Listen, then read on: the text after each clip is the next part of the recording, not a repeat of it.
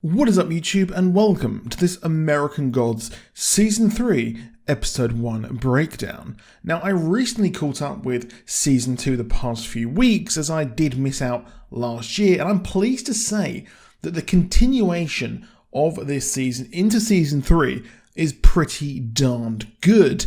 And I really did like the fact that we're going straight back to Shadow Moon, Mr. Wednesday, and that kind of streamlined plot here.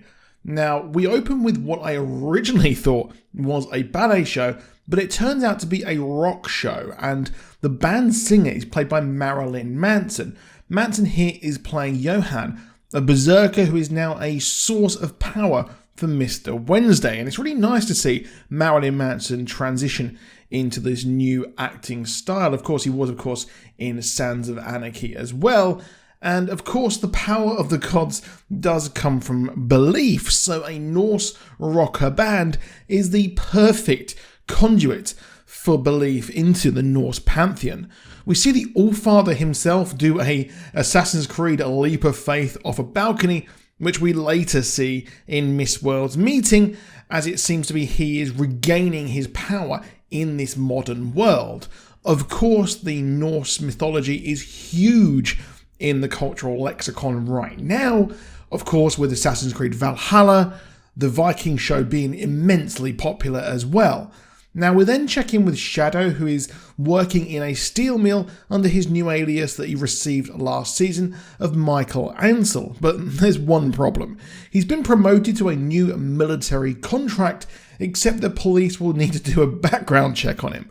Of course, he's on the run due to being framed by the new gods last season with the rest of his friends, and he's not gone to Lakeside as per his instructions from Mr. Wednesday, and no time is spared before he, himself, the Allfather, appears to Shadow in a funny altercation as he presents himself as an old lady and soon after himself. Poor Shadow just cannot escape as he's being followed around by him, and at the diner he has to stay there as he can't go home due to the authorities, and Shadow multiple times throughout the episode asks what his lineage really is. Now, Wednesday says that he did truly have an affection for Shadow's mother, and Shadow says how while they left the country, of course he did, but he came back, Odin couldn't follow them, but he could have actually come back to them when they returned to the American shores, and he wants to know why his father didn't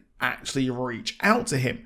And I did like this scene, and it's a kind of mystery that's been on and off over the course of the last two seasons as well, and it seems like they are really doubling down on the Shadow and Mr. Wednesday connection here, and there are a lot of changes here in the book, and it's a bit of a new show. I've read the book, I read it years ago, and it's really nice to see them update it and change it here, of course, because social media wasn't a thing when the book first came out in 2001. Now, while all of this is happening, we do check in with Dead Wife, who is seeking someone to revive Sweeney. And while I loved Sweeney, I thought he was a great character, and I liked the fact they continued him on in the show, whereas he perished quite early on in the book.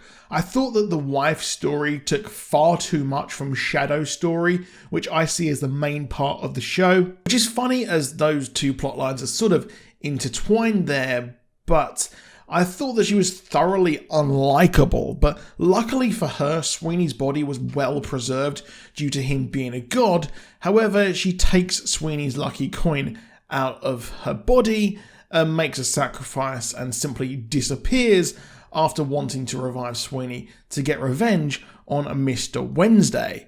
Now, she will return as she will be going into purgatory, and we're going to get into the very weird Neil Gaiman-esques of the show here. And I do hope the show doesn't go off into a deep dive into weirdness like the second season did and focus on the true main plot, pushing it forward. But Neil Gaiman has returned to the show, so I am confident there in the show retaining the season 1 quality. And while I enjoyed season 2, it was evident that Neil Gaiman wasn't here controlling the reins for season 2. Now, we know that Crispin Glover apparently will return this season, but I won't go too much into that in this video, and it'll be interesting to see if Sweeney does return in a different body, but I'm kind of hoping that we're done with that story there. Now, in yet another cast change, we have Mr. World turn into Miss World. Now, while Orlando Jones as Mr. Nancy is gone due to a bust-up behind the scenes, I don't really mind Crispin Glover being replaced as the actress who was superb in Pose, which I would really recommend checking out that show as well. Now, she has her social media people try to spread their own message of globalization, just generally the awful parts of modern society. The thing is that the Allfather's mosh pit diving antics has taken them over in the kind of 24/7 non-stop end of social media. Now, Tech Boy does visit just as Miss World caves the head in of one of her employees, who scoffs at the idea that an old god like Wednesday can actually destroy them. But as Miss World said, he can just simply knock out the power. And as we know, he is gaining power.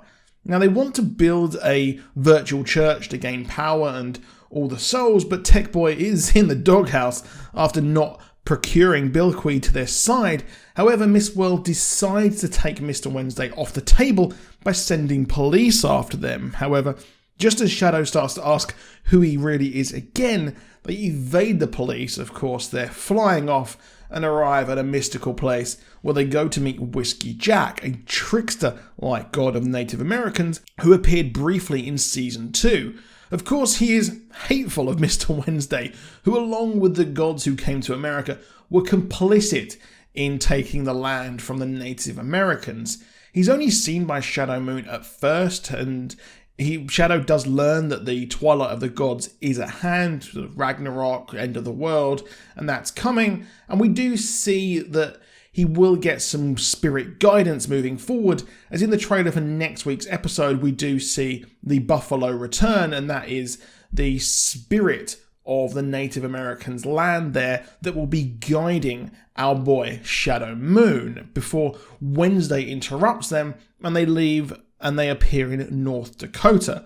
Luckily, Wednesday's new wife is here to pick them up, but Shadow decides to go his own way via bus anywhere but Lakeside. He's hoping, but the only bus he can get is to Lakeside there, as the rest are cancelled. Wednesday is off to get some more Native American gods, try to get them on his side, no doubt trying to convince them to join him in the upcoming war, but I'd imagine that is a bit of a fruitless task. While this is happening, Tech Boy goes to Bilquey again to try to recruit her, and it's funny, she's on a Tinder sort of knockoff that's called Sheba in this world and is referencing the Queen of Sheba there. You know, they go hand in hand. However, she gives him a taste of war, which these upstart gods have clearly never seen in their lives, and hints back to Mr. Wednesday, hinting they're not real gods. And in the diner, he was talking to Shadow Moon about why he is trying to start this whole war, because he sees that these gods have ruined society with their technology, their social media. Again, funny enough, this was made before what happened in Washington, D.C., and the whole idea of social media ruining society is more pertinent than ever. It's interesting to see if she will continue as a spy to take the side fully of the new gods, as her character is fleshed out heavily here in the show compared to the book, where she died quite early on again. So Shadow is now in Lakeside, a place where he will stay for a good lot of this season, and he arrives only to be hit on and makes his way to his destination with the help of a policeman and sometimes taxi driver, which, yes, he's still on the run, but these cops don't seem to know who he is. Now, he arrives only for a shotgun to be pointed at his head. This was a great opener, and it made it so much more streamlined, which, again, I said, is due to the author of the book, Neil Gaiman, returning to the show, as during Season 2 he was working on the adaptation of another great book of his, Good Omens, which was a superb series, and I do recommend going and checking that out. But the following of Shadow Moon is important and makes a better viewing experience, and hopefully we don't have the long, pointless side journeys like we had to New Orleans. It seems these kind of adaptations, like Preacher, love to go on their side journeys to New Orleans. But we will be seeing Peter Stormare return as we're introduced to more Slavic gods, and the buffalo, the personification of the Native Americans' land, that will guide our boy as well. And we will be meeting more of this, and we'll see another meeting next week when more of the characters will return in one setting. But overall, this was a great opener. I much preferred it to Season 2, and it really does feel like Season 1. But let me know what you think down below in the comments. Are you excited? I will be doing some more videos on Lupin. I will be doing The Stand this week, and I will be covering Batwoman when that returns as well next week. So let me know what you want. Please do subscribe so you never ever miss a video, and I'll see you soon. Goodbye.